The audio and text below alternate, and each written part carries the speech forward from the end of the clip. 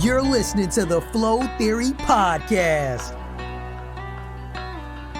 Hello there, Flow Theory Podcast listeners. I'm Wade Peary, just letting you know, part 3 of our epic interview with Kalvin Big Play McRae is coming up.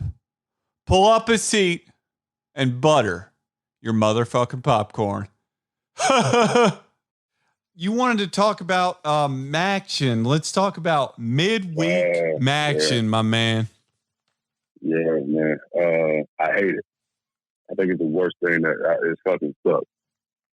And like you and I talked about, man. So you talk about 2007, my senior year, man. We played 3 games in 12 days, right? Yeah, 3 games in 12 days. And I can't remember what days, like what they fell on, but I knew we played BG. We played Temple, and we played Akron.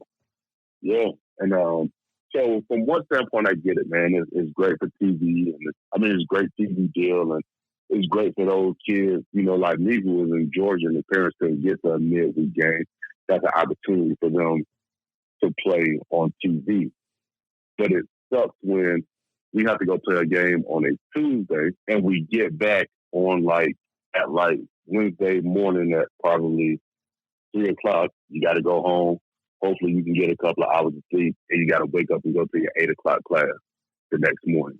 You know, it sucks because as much as people want to say it's good, I don't think it's in the best interest of the athletes. It's not in the best interest of the athletes. The coaches, they don't have to go to classes. They're just football. They can get up and go to the office. They're at the office anyway. You know what I mean? But to be able, and how absurd is that, man? You don't even do that in the NFL. You might have a quick turnaround where you go from like a Monday to a Thursday as far as the NFL goes. You know what I mean? Yeah, I agree, Kalvin. I agree. But to play 3 games in 12 days, that's absurd, man. And then, so imagine all those carries you talked about, your boy down in Central Florida. You talking about Kevin Jones? Oh, yeah. Kevin Jones. Jerry Jones. Imagine Central Florida still being in the MAC, and as many carries as he got throughout that year, him having to play 3 games in 12 days. Oh, Kevin Smith. Kevin Smith. Yeah, Kevin Smith. I said Kevin Jones. Kevin Smith.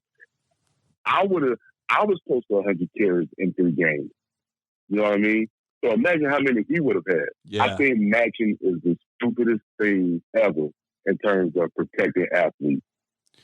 Yeah, I agree, Kalvin. I think they need to do something to fix that. I think the MAC schools are probably so desperate for the money. I guess you'd have to figure out a different way for the MAC schools to get the revenue, you know. But that leads me to keep going. I get it from that standpoint. I get the revenue. I get how it helps you for recruiting, right? But these recruits don't know that. They don't understand how crazy it is when you're actually doing it. You know what I mean? And to have done it for a couple of years when I was in college, it is not what it's made out to be. You know, I get it, and I've talked to people at OU about it. I get it, but what does it all come back to? Money, man, and it'll never stop as long as that money comes in. But I'm against it 100%, man. I hate it. I hate it. I agree. I agree with you, Kalvin. I think that they need to figure out a way to space out the games properly, which, you know, the NFL does a really poor job of that too. You know, they make teams play on Sunday and then Thursday. It's ridiculous, dude. Like, sorry, football is you're not meant to play 3 games in 12 days. Sorry. Like, it's just not. Even if it's 2-hand touch. No way. You're not, man. It's too much on the body. And like some of those days were just glorified walkthroughs as far as practice. You couldn't do anything. They're like, all right, we're going to be heavy on film. You know, maybe 1 practice. The rest are going to be walkthrough type, very slow, and try to take care of your body. You know, but it's something in your body. And I don't care how hard you prepare in the offseason. It's a brutal sport, and you can't play 3 games in 12 days. That's just dumb. Yeah, I agree, Kalvin, which leads me to my other question about player compensation, I want to talk to you about EA Sports. Talk about when you got your check from EA Sports for the NCAA football video game. Shout out to the people that make the NCAA football game. Please, God, if you ever listen to this, bring the game back. Give the players a free console, a free video game. Everyone that is a diehard college football fan, like myself, Kalvin, a lot of the other players I've interviewed, we want the game back. So bring it back for the love of God. We definitely want it back, man. But Maxwell, man, Sean Maxwell, he sent a group message on Facebook. He was like, hey, you all need to file your paperwork so you can get this check. And I'm like, no, what the hell are you talking about? He's like, EA Sports. You know, they're paying people, man. It's a lawsuit. So I'm like, what? And he sent a picture of his check. You know, and I was like, oh, hell no, I'm getting my money. Fuck that. So I went on, I filled out the paperwork, and, you know, I want to say maybe 2 or 3 weeks later, and I went and checked the mailbox, and that fucking check came right on time because I was broke, too. I filled out I checked my mailbox. It was checking up for damn near maybe damn near $3,000, man. So what they did was you had to go on this website. He basically said what years you were in college and what years would you have been on the game. Put that in, they checked it out, and they paid you according to, you know, however many years you're on the game. As far as fair compensation, man, I'm all for it. I do feel as though it's a slippery slope. You know, how do you regulate it? Because obviously Ohio State is going to be able to pay kids more than Kent State, you know. Then, well, shit. Florida, you know, there's no taxes in Florida. Are we taxing this money? Like, I feel like that part of it has to be figured out. But when you look at the amount of money made by these universities off of football teams, right? You talk about millions and millions of dollars. Yeah. You're talking about turning around and looking up in the stands, right, and seeing somebody with a number 5 jersey on. They pay for that jersey. Right. Somebody's making money off that. My name might not be on the back, but I know who that jersey represents. I'm not getting any of that money. Shit. How about going into the bookstore and seeing your jersey in there, and you can't even afford to buy it? You can't even afford to buy your own jersey.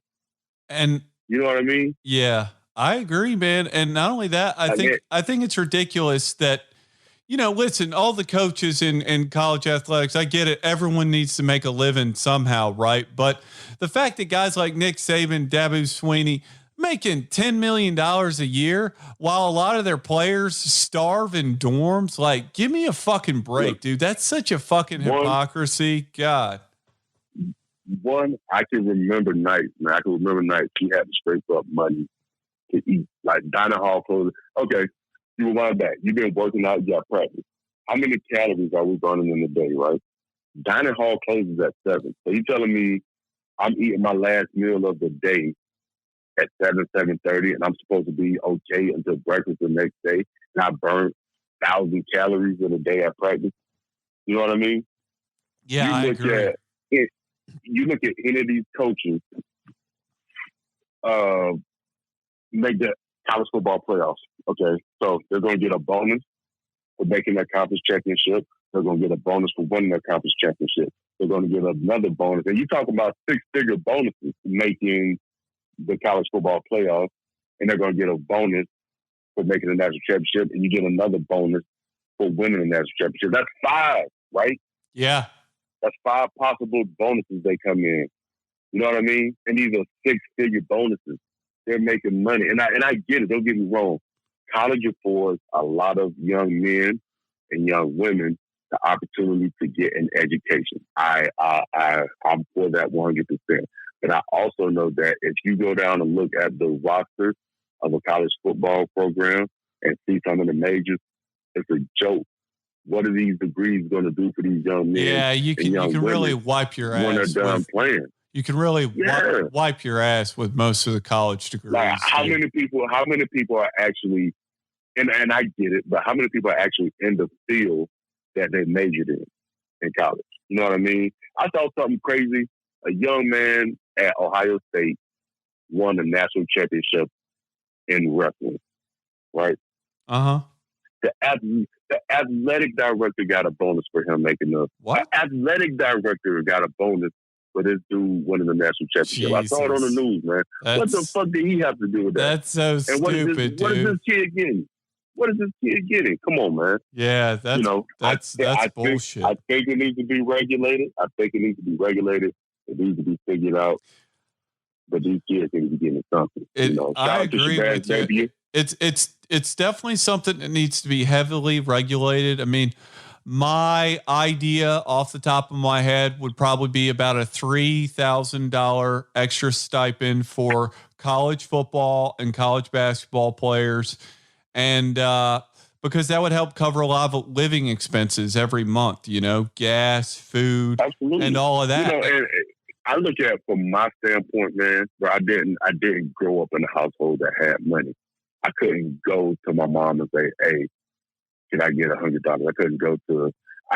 I remember this is crazy, it's kind of a random story, but I'm outside of Wendy's Uptown, and a young lady had just checked her balance at the ATM, and she's like, and these were her exact words. She's like, "I need to call my parents. I only have $500 in my account." I'm like, "What?" You got $500? I'm fucking rich if I got $500. You know what I mean? Yeah. Like, I couldn't call home and get that, man. And then one night you go home, you go hungry. You gotta. Hopefully, you can make it to the next morning and go to breakfast.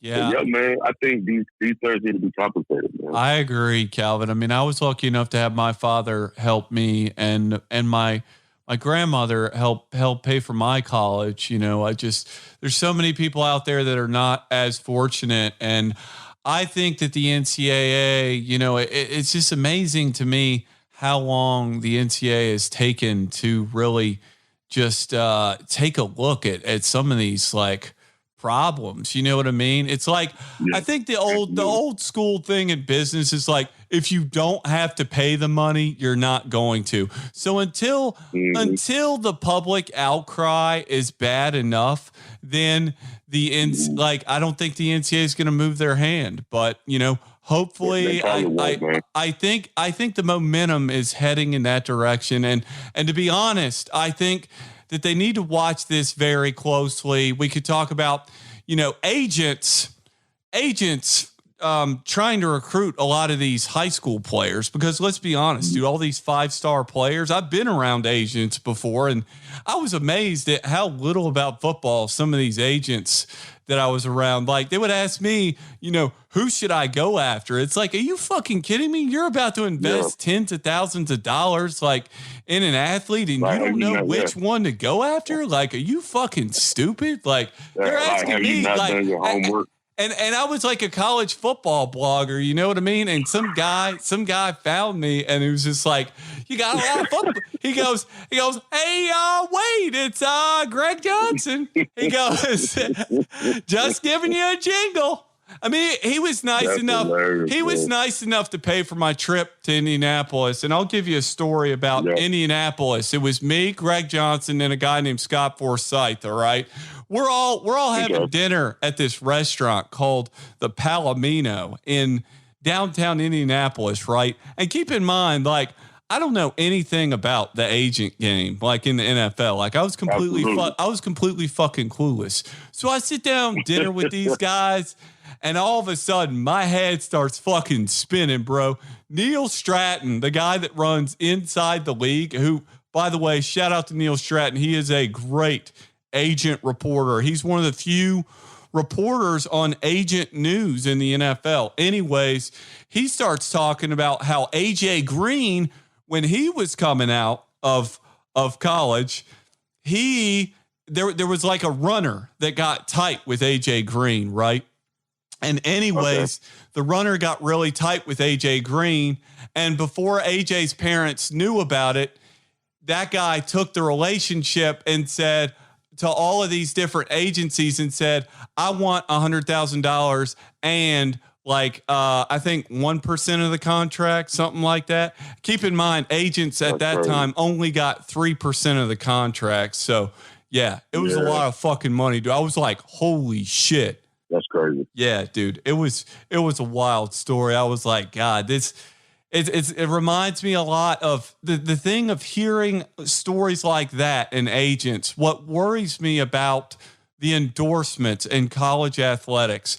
And, Zach Smith has said this on his podcast, and I think he's spot on about this. I think he's 100% right. Yeah. Says it's going to be about the Wild West, like it's really going to be, it's going to be insane, dude. You're going to have agents literally Facebooking and Instagramming and messaging all these middle school kids. That's never going to end. Yep. I agree, man.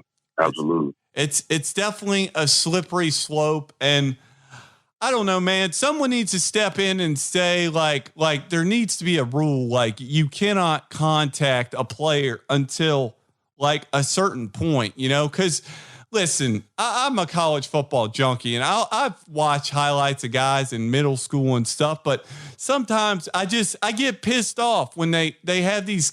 There's like sixth grader, like middle school highlights. It's like, you know what? By the time that guy gets in high school, he might not even like the game anymore. You know what I mean? Like let the kid develop and see what happens. Like you're being like way too early because, there's guys like, who was the guy who went to West Virginia that was so good? The receiver.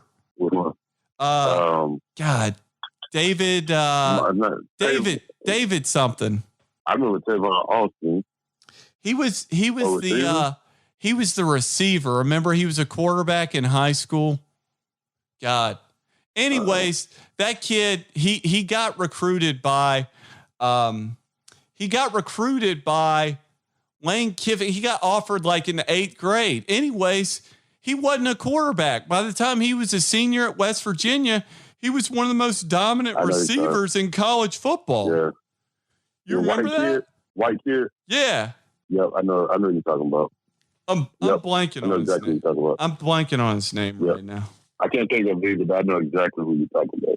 You have any other stories about EA Sports and you guys playing the game like on dorms and stuff? Because to me, like that would be the coolest thing ever, to be in a college football game and get to play as yourself on the video game. Like that would be like the most epic thing ever. But that was the big thing. Like, all right, college football drops at midnight, we're going out to Walmart buying a game. So then you immediately go to OU and everybody's looking at their rating. Everybody's trying to see what their rate is. Like, oh, shit, I'm an 80, I'm an impact player. You know what I mean? You just get it going, man. Then you instantly start a dynasty, man. We had dynasties where they had a PlayStation and Taj Fish and EMAC had a trip at the time. They had a triple. So had the PlayStation in there. Dudes would come in and play their game. Everybody in the room might be asleep, but somebody's in there on the PlayStation playing a dynasty, because everybody had to come in and play their game. But yeah, that was like, because summer at Athens is nothing to do anyway. So you just spend a lot of time. You spend a lot of time playing college football, man, playing NCAA. And it's funny now because now that I'm coaching, and kids will pull out the old NCAA and like on PlayStation 2, like, Coach McRae, man, I played with you on the game. Like, yeah, that is cool. It is cool to hear that, man. It is cool to actually be able to play with yourself as a player on the game. We played a shit ton of college football over the days. I never really liked Madden anyway. You know what I mean? Yeah. But college football was the go-to. Madden's engine, I'll be honest, Madden's engine in the video game, it used to be epic back when Eddie George was on the Titans. I remember they had like an engine. Man. They had like an engine it was just like the smoothest gameplay of Madden. Yep. Back, I can't even really explain it, but it was just Madden was it was so much better back then, and they fucked with the engine and they totally fucked the whole game up. And it glitches and just does dumb shit now, man. I still work with Madden. Still work with Madden at all costs, man. My buddy was laughing at Al. He was playing Madden the other day. He's like, dude, what the hell is this tackling in Madden? He's like, the guy literally grabs the guy and throws him to the ground. Like they don't really tackle him. Yeah. If anything, that's pretty accurate about what you can do in the NFL now. Yeah. You definitely can't tackle people anymore. No shit, dude. The defensive rules, I feel so sorry for defensive backs in the National Football League. I mean, just the worst, man. And not only that, all the records and everything nowadays, like, listen, I love watching Drew Brees throw the ball. You know, he's one of the better quarterbacks in football history, you know, but God damn, like a lot of these records now, you're going to have to put asterisks beside them because of all the rules. You are, man. You are. And what about, who are some other great college football players? Like, who's your favorite football player of all time to watch?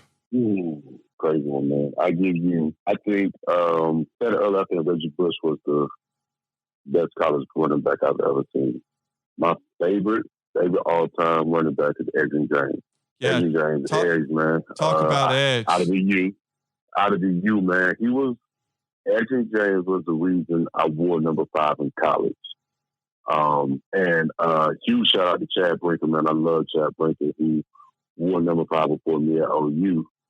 I think a lot of people, and had a great career, you know, had he not had a brain tumor, I would have been chasing his records easily. You know, Chad sent me, he wrote me up a letter and delivered it to me, man. It was just about the responsibility of wearing the number 5 at OU and the intangibles you have to have. And I still have that letter. A lot of people thought I started wearing number 5 because of Chad Brinker. It was like, nah, man. My dream school coming out was Miami. I just knew I was going to the U, and I wanted to be like Edgerrin James, man. Edge wore 5 in college. All right, I'm going to wear 5 in college, man. So Edge is most definitely my favorite running back of all time. You know, I was a huge fan. Like looking back on it, as far as athletes, you know, back when Steve Spurrier was at Ford, I'm talking in the '90s. You know, they had Danny Walker, Anthony Jacquez Green, Fred Taylor. You know, those dudes were crazy. And you look at, you know, the Miami team with, like I said, that 2001 team was just loaded with talent. You know, you look at it and think, all right, Sean Taylor, Vince Wilfork, Antrell Rolle, Kellen Winslow, all were backups on that team. You know what I mean? Oh, yeah. Those Miami teams, dude, early 2000s were ridiculous, man. Bro. Was just ridiculous, man. Didn't they have Ed Reed? They had Ed Reed and Sean Taylor in the same fucking secondary, didn't they? No, that's what I'm trying to tell you. Sean Taylor was a backup to Ed Reed. Yeah. Sean Taylor wasn't even playing. Yeah, yet. That's wild. Look at what he went on to do. That's crazy, right?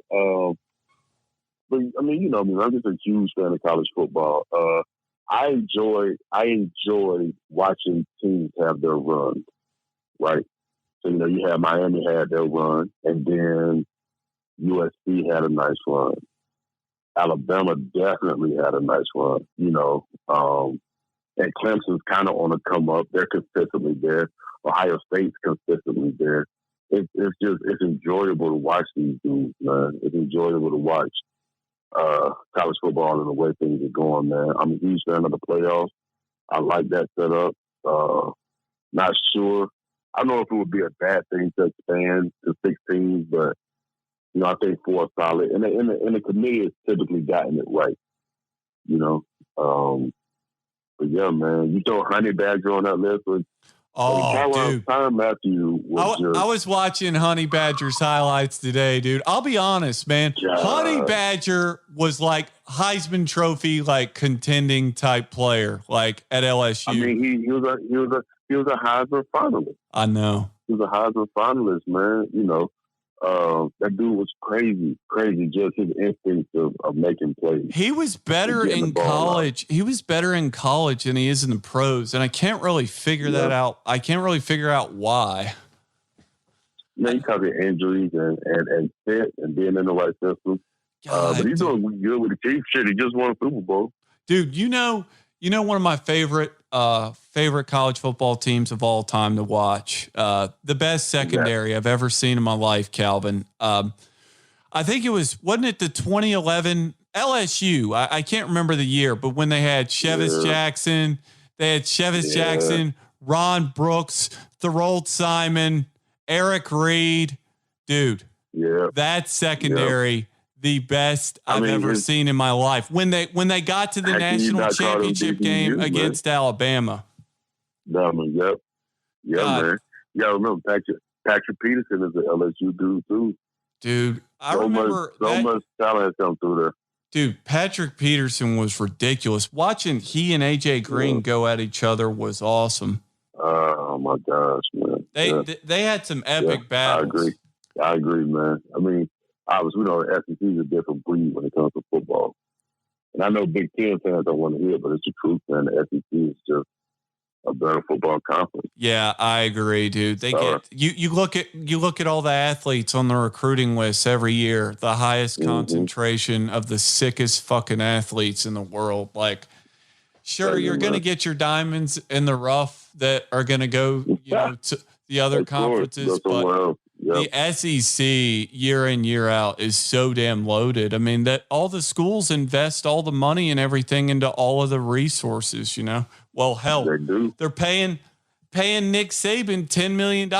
Like, I mean, it's insane to me that they're going to have to figure out a way to I don't know if, you can't just go in and like slash a coach's salary. But to me, how fucking refreshing would it be to see a Nick Saban or a Dabo Swinney say, you know what? Fuck it. I got millions of dollars. I'm coaching for free for the rest of my fucking life. I don't need the money. Give it to someone else. You know what I mean? They would be the biggest hero in the world. And it amazes me that no one's done it. Like, you know what? Step up to the plate. It doesn't take that many balls. Like, goddamn, you got enough money. What the fuck are you going to do with the rest of that money? For God's sake. Even if and even if you don't, like, that would be interesting. Coaches cut their salary to pay their players. Yeah, I agree, You know what I mean? dude. We're talking about paying players. Coaches cut your salary. Yeah, that's. You telling me you can't pay a college football team off of $1 million? Yeah, I agree. We can figure that out. Right? I agree, Kalvin, and I think that for all the people that say that, college players get paid enough with the education and that there isn't money to go around. It's like, look at these coaches' salaries. You slash those and guess what? You got your money. Slash the coaches' salaries and you'll get the money. Don't tell me, like I just said, with all these coaches that get bonuses, don't tell me there's not enough money to go around. Yeah. And we're getting education paid for, but we're also, when other students aren't there, we're there. We have to leave when they tell us we can leave. We have to be back when they tell us to be back. We have to go through the educational part of it. And, very few professors are going to be understanding about, like, hey, we don't feel sorry for you, And I get it, man. You're right. You are honored. It's an honor to get an athletic scholarship to go to college, man. And there's a responsibility that comes with it. But again, like you said, money's coming in. Man, I don't know if you've been to OU lately, and it's a shit ton of new buildings going up. Like, where's that money coming from? Yeah, I agree, man. It's definitely it's not falling from the sky, and let's be honest. That's why I saw the Florida State athletic director. I'll never forget the quote. Once all the coronavirus stuff hit, they were like, what's going to happen if football season doesn't happen? He goes, God help us all. Yep. I mean, it's totally true, man. And I don't know, like, what are your thoughts, Kalvin? Like, do you think the season's going to happen? Because I'll be perfectly honest, man, straight up, I see so many guys already testing positive. I think it's a fucking long shot, dude. And that depresses me as a diehard college football fan because I want to believe, but man, we are on the high school level. We're currently preparing as if we're going to have a 10-game season. It'd be interesting to see if numbers spike, if they go up. I'll say this: if numbers go back up, it won't be a season. You look at Michigan's president. Michigan's president already said. And I don't know how you can back on this statement. He said if students aren't on campus, then they won't have fall sports. Yeah. And I think at the high school level here, and here in Ohio, I think just off of playoff ticket sales, Ohio high school made $1 million. You know what I mean? If football doesn't go, a lot of universities are going to take hits, and it's going to hurt other athletic programs because these football teams bring in a lot of money for the athletic department, which is able to fund some of those smaller sports. And those kids and those athletes deserve to be able to play too, man. You know, like nobody should be. You know, it sucks to see athletics being cut because of money. You know, I'm praying that we actually get a season because it would suck to not have a football season. Yeah, for many reasons. Yeah, I mean the country needs football in just so many ways. I mean, an endless amount of reasons. You know, quite honestly, Kalvin, if I'll be curious to hear how you answer this. What would be the one football speech that you would give to America if you could give one speech to all Americans right now? I'll tell you what mine is, and then I'll let you go. All right, you ready for mine? Yeah. Mine, Al Pacino from Any Given Sunday, baby. I love that fucking movie so much. Yeah. He goes, you know, when you get old, you realize life's this game of inches. And he goes, now either we heal as a team or we will die as individuals. That is one of my all-time favorite football speeches without question. And to me, Al Pacino fucking needs to say that to fucking everyone, you know, like really. Yeah. Probably cheesy on my part, man. But the climate of our nation right now with all the shit that's going on, I would probably go with Denzel Washington's speech and Remember the Titans. When they went on the run, and they went to Gettysburg, and he was just saying how, you know, however many men died here, you know, whatever, regardless of color, they died here. Mm-hmm. He was just saying how, and they were just trying to get the team to come together. We definitely have to get our country together. I think a lot of shit needs to change as far as, you know, you look at police brutality, and I think there's a huge discrepancy in how African Americans are treated in our country. And even if it's not unity, I think people need to realize that there is a discrepancy, man. And it's not like black people are asking. We're not asking to be better than anybody. You know what I mean? Right. Like when was being asked to be treated equal? How is asking to be treated equal a bad thing? We just want to be on the same level. Put us on the same level, and the rest will take care of itself. And like, you know, we're not asking to be elitists. We don't want to be above anybody. Just stop treating us like shit on a consistent basis. Right. You know, but I think that speech, you know, we're talking about unity and bringing people together. I think that would be great for the climate of our society right now. You know, Denzel's my favorite actor of all time, Kalvin. He's amazing. Come on, man. You realize that Training Day is unquestionably my favorite movie of all time. How did he pour himself into that role, man? Damn, that's a great. He did a great job with that one. He goes. Pull down your pants. He goes, Which nut you want? Come on.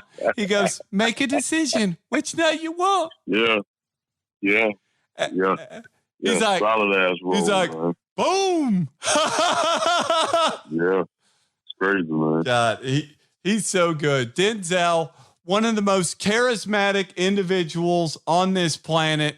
His father was a preacher growing up. And quite honestly, I listened to Denzel speak, and you feel it in his voice every time he speaks. He's one of the most charismatic individuals I've ever listened to in my life. I told my buddy, I was telling my buddy the other day, I'm like, you know what? Fuck all the presidential candidates. I'm going to vote for Denzel Washington. Fuck him. Yeah. Denzel for president, man. You remember when, Martin Lawrence, I forget what movie, but he goes, I could be Denzel Washington. Take a good look. That damn boy, he's a good one too, man. Yeah, dude. Denzel is incredible. And American Gangster. I could go on and on about all his movies, but yeah, Russell Crowe pissed me off in that movie. But which one? That's a great movie. Russell Crowe in American Gangster. Yeah, I was kind of surprised by his role in that one. Yeah, he like, was damn, man. It's like, yeah, it was a weird role in that movie. Yeah, but gosh, Frank Lucas, he's so good. He goes, Pepsi, that's a brand name, you know. He's such a beautiful speaker, man. My Denzel impersonations don't do it justice, man. Like I tell you, my brother does the best Denzel impersonation, Kalvin. He goes, "Oh, you motherfucker, Jake! You shot me in the ass." You go, yeah. I need to hear this one, man. I need to hear your brother do that one. He goes. You know, my favorite is when he goes, you know where you're going, Jake? He goes, you know what the gas chamber smells like, don't you? He goes, pine oil. That's where you're going, boy. Pine oil heaven. That's crazy. Right now, Denzel's solid, man. Denzel, Tom Hanks is probably two of my favorite actors of all time, man. Oh, Denzel and Tom Hanks. Yeah, Tom Hanks, man, that guy could do anything. He's incredible in tons of movies. One out of all the games, Kalvin, it's amazing. I can't believe I forgot this one, but I got some funny stories from this one, and I'm sure you do too. A win that a lot of people say one of the greatest wins in Ohio football history, Pittsburgh. Shout out to Tyler Palko for the 2 pick sixes to Dion Byram. You were the best player on the Ohio Bobcat football roster. What a beast. Yeah, dude. So first nationally televised game at Peters. And it's on a Friday, like here, students to pregame. So we go out for warm up, and I'm like, I'm pissed because I'm expecting that bitch to be packed now. You know what I mean? Like, all right. So we leave to go back in the locker room before we come out for kickoff, and the stadium isn't full. And I'm like, man, that's fucked up. This is our first national televised game. Yeah. Nobody's in the stands, man. This shit gonna be shitty. Bro, we come back out of the tunnel, and it's fucking jumping. I mean, the hill is packed every second. I'm like, this is what the fuck I'm talking about. Like, this is it. Coincidentally, before the game, early in the week, Dion came up to me. He said, Kalvin, man, he said, quarterback loves to throw 3-step. If he throws a 3-step, I'm jumping it. And I'm like, in my mind, I'm like, all right, man, do your thing, Dion. I got other shit to worry about. I'm always you do your okay, good for you. Okay. And sure enough, you know what I mean? I'm like, cool, let's go. All right, whatever. I got to worry about my game plan. Sure enough, 3-step out, Dion jumping, boom, pick. Like he's going to stumble. Well, he wind back. Pittsburgh got the ball first, open the kick up. They took that bitch to the house. And I'm like, oh, shit. I'm like, here we go. Here we go, man. Open the kick off. They took that bitch to the house. I'm like, damn, here we go. But they throw a 3-step out. Dion jumps to touchdown. They kick that field goal to go to overtime. And they got the ball back at overtime. When they kick that field goal to go to overtime, I'm like, fuck, man, damn. They come back. They run a couple plays. They throw a 3-step slant. Dion jumped it again. I'm like, oh shit, we're about to win this game. Dude, Dion's running about. Dion's running down our sideline. He's running down our sideline. Palko is chasing him. I'm like on the field, probably should have got a flag. And as Palko runs by, I'm like, fuck you, bitch. I'm like, fuck you, bitch. So I sprint to the end zone. Jump on Dion. Team runs on the field. Jump on top of us. I can't breathe. This shit's hurting. At that point, I'm like, damn, I made a mistake. There's not a whole team on top of me. Students rush the field. all you smell is beer, liquor. And I'm like, I'm about to get in the shower. Dude, everyone in that stadium, and I'm getting fucked up. Everyone in that stadium was so loaded, bro. Was drunk, man. I mean, you could smell the alcohol on the field. And I was like, I'm about to hop in the shower. I said, I'm hopping in the shower, changing my clothes, and I'm going uptown, and I'm getting fucked up too. That was my whole thought process, man. Did you see how they had the fires lit after the game and shit? Yes, man. Like, come on, man. It doesn't take much for us to have a party in Athens. Yeah. Right. But you telling me we just won our first national televised game in dramatic fashion in overtime? Nah, bro, we about to we getting drunk, man. We about to get it in. Oh, dude, that was. And we had practice. The next morning. But I was like, I'll show up to practice hungover if I got to. We getting it in tonight, dude. That was. I'll never forget. I swear to God, the student section was literally running on the field before Deion even crossed the fucking goal line. Yeah, because I was right there with him. I'm telling you, man. I was like, I want you to go back and look. That if you watch that highlight, I will. I've watched it numerous times this week. You look in the corner, you will see me, number 5, helmet in hand. Like I said, I had a taco. Fuck you, bitch. I don't even know why.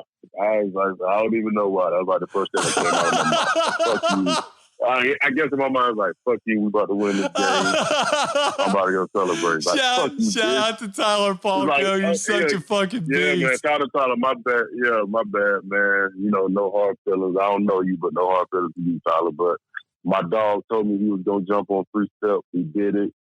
You got a pick. Oh, that was... For it, so fuck you. That was so epic, dude. Oh, gosh. That makes me love you so much more. That you told Tyler Palco, fuck you, bitch. Yeah, fuck you, bitch. Like, game up. We're about to win this game, and we're going to get drunk. I don't even know. I'm like, I don't even know. I'm like, fuck you. Why you still chasing him? You're not going to catch him. You already picked 6 you one time. Stop running, man. Go to the locker room. You and, who was it? Dave Wanstead with his cheesy ass mustache. Yeah, dude. Fuck him too. I remember they were fighting. They were fighting in the media after that game, pointing fingers. I remember. I bet they were. But they started off the season 0-2 because they had lost their first game, right? Yeah. So I know they came in and asked me like, man, we're about to, we're gonna beat these dudes. Oh yeah, I know. Ultimately it was a boring game. It wasn't one offensive touchdown score. You're right. But the dramatics in the end, oh nah, yeah. And I remember like being on the sideline, seeing Tony Ward, jersey untucked. He's tired as hell, his jersey untucked. You know what I mean? We just like, I'm like, damn, y'all, make a play, man, make a play. And he threw that slant, and Deion was like, I got y'all, boys. God, because we had such a good view of that from the student section. I was in the end zone on the hill, and the whole fucking hill cleared as Deion was running to the other side. And every time I watch that highlight, I'm afraid that Deion is going to place the ball down before he crosses the end zone. Yeah, and look, and then I remember because Deion scores, and if I'm not mistaken, there's a camera there. And Deion looks in the camera and he says, ball game. Like, you damn right, it's ball game. So let's go shower. And like I said, we're going to go uptown. I probably shouldn't even been at the bars at that point because I was like a sophomore. That was my sophomore year. Fuck it. We're going to sneak in the bar and I'm getting drunk. Yeah, dude, that was my thought process, man. That was just an epic performance. Not only that, like I remember the fireworks after that game. Those were the most epic fireworks. Like we had fireworks after you guys clinched the MAC East against Akron, but dude, those fireworks against Pittsburgh, literally, like I remember, dude, like my cell phone wouldn't work. Like you couldn't get cell phone service. It was like the fucking world stopped in Athens, Ohio. It was wild. It did, man. It did. It was crazy. That's the only way I can describe it, man. That shit was crazy. Yeah. I remember Frank being happy as hell. That was his first win at OU. Think about that. How about that as being your first win at OU? Hell at your new job. That was your first win. Hell yeah, dude. I'd be happy as a dog with 2 dicks. Shit, man. Yeah. Like Frank probably got fucked up that night too. Yeah. That's fucking hilarious. Cause like that game, I mean, just those interceptions by Dion, and looking back at that game, I didn't realize how good of a game Todd Koenig had that game. He had a really good interception. Todd had a pick in the end zone. In the back of the end zone where he slid down. Yep. He had a fucking turf burn off of that too. Oh, I remember that. He catch his sideline with part of his leg missed because he had a turf burn, man. But no, that pit game, man, you got to remember that was a lot of those dudes. I think that might have been T. Ward's true freshman year. Man, we were so young. We were young, man. We were young, which allowed us to have that season we did the following year. You say that was Muncie and those guys' junior year.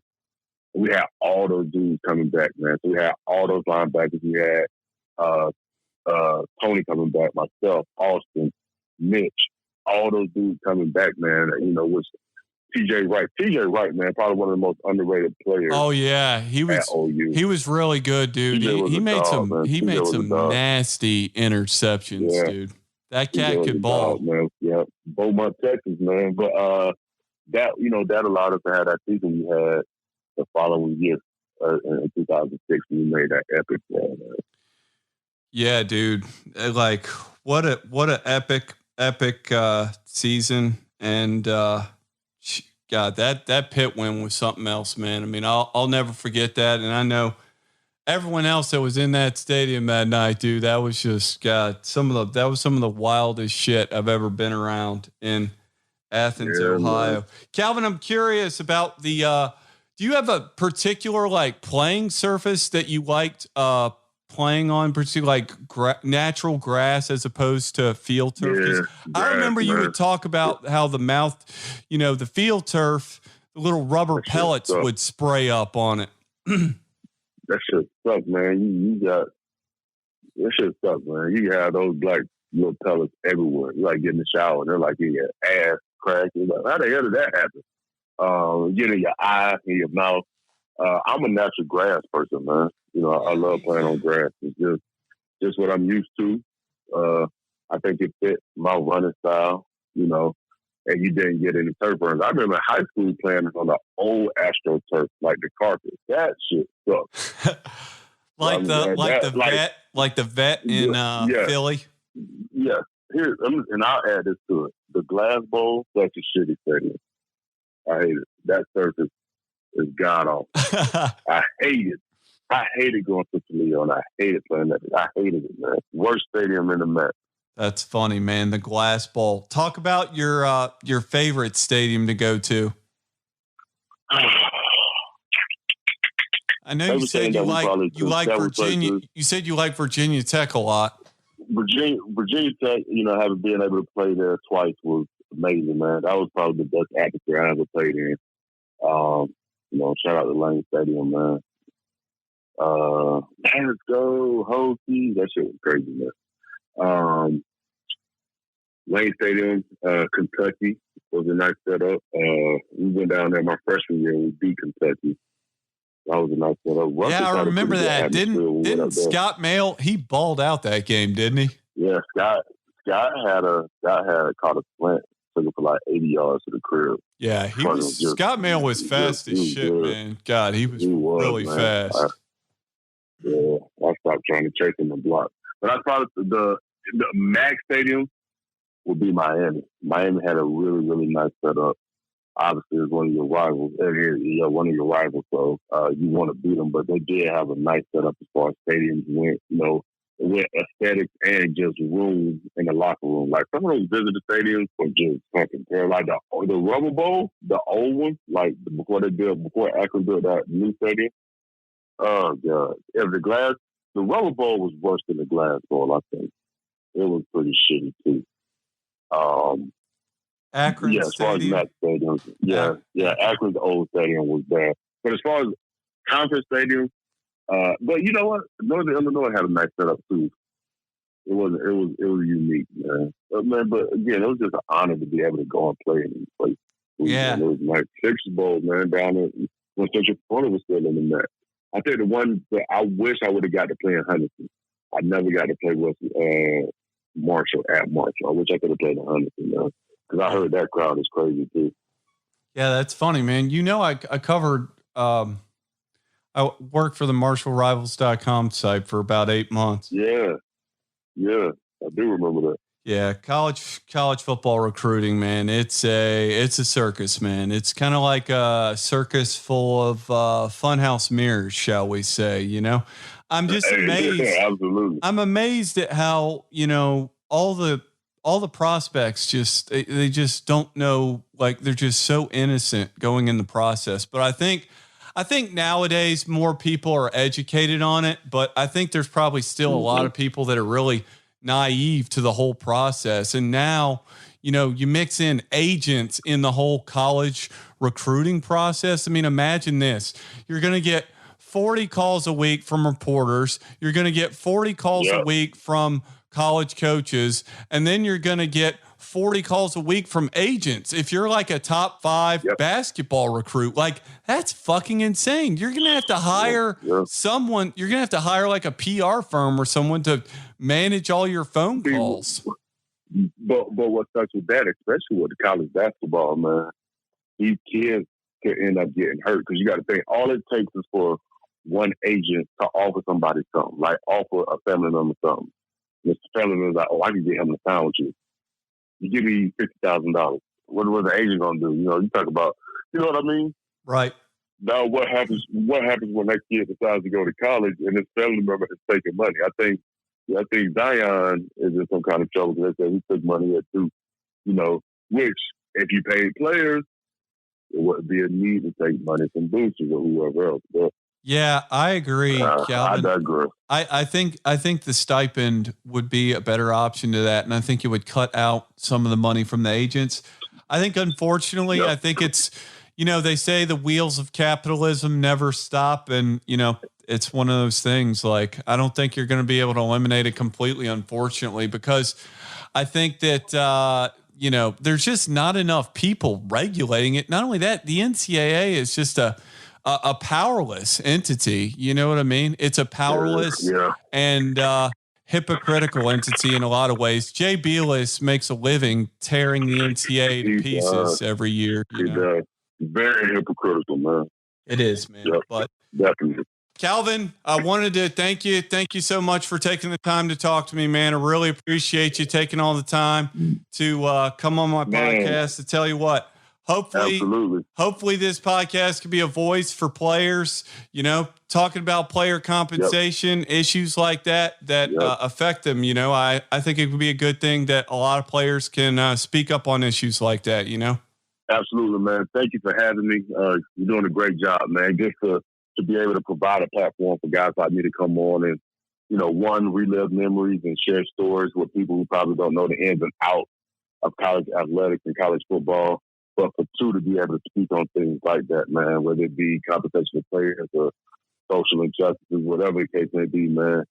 Keep up the good work, Wade, man. I'm super proud of you. You know, whatever you need from me, just holler at me, man. I got you, bro.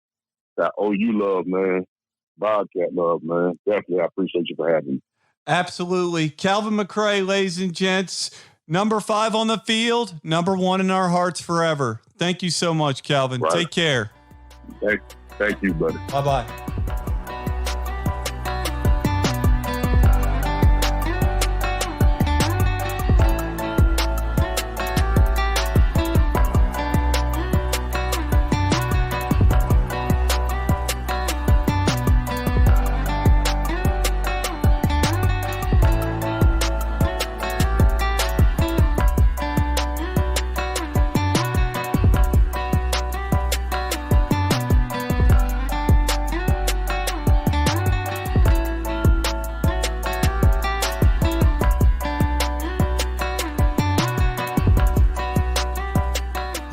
Listening to the Flow Theory Podcast. You can listen to our podcast on Apple Podcasts, Google Podcasts, Stitcher, Spotify, and TuneIn.